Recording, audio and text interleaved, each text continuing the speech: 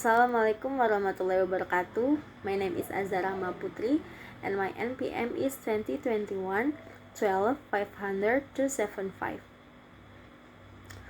I think that even up until just a few years ago, we could never have imagined how our behavior will change with regards to using mobiles and tablets.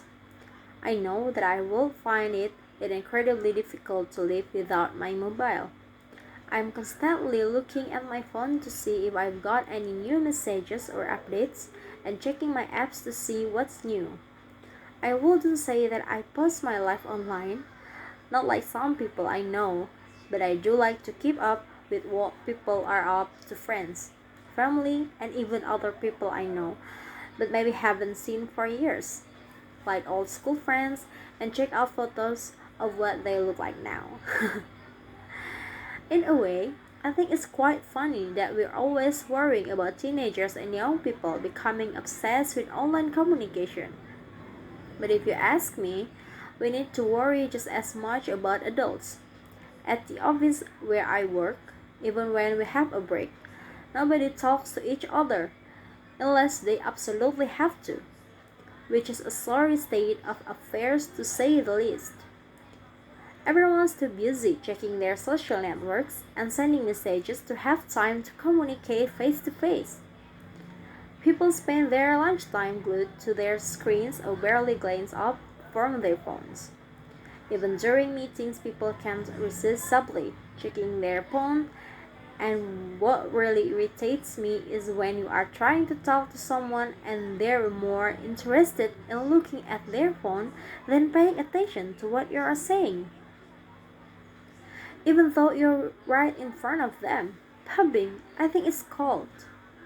I was listening to this discussion on the radio the other day talking about online communication, and they were talking about FOMO, or what was it? Fear of missing out, which apparently is a kind of modern day psychological syndrome which we're affected by because of our obsession with online communication.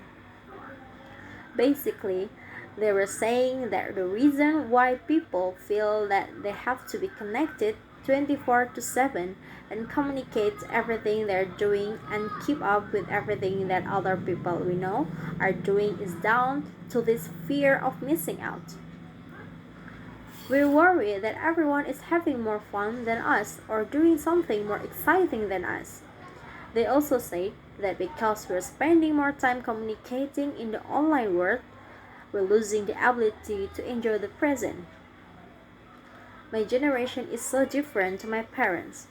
I mean, they're always telling me that they grew up in a world without mobiles and social networking and they manage fine. Hard to imagine how they arrange to meet their friends without a phone, but they say they did. Ugh. I had so many arguments with them while I was growing up, until they let me have my first smartphone. But they didn't let me have Snapchat or Instagram or anything like that. It's not the end of the world, let's say. They just didn't understand that that's the way people my age communicates with each other. Nobody actually talks on the phone anymore. They have no idea how much I missed out on at school being the only one who didn't have Snapchat. Also, at school, we had lots of talks and stuff on how to stay safe online, and most of us knew that anything you post online was going to be there forever. For me, one of the best things about online communication is that you can stay in touch with everyone at the same time all the time. You know exactly what's going on, when and where, so you never miss out on anything.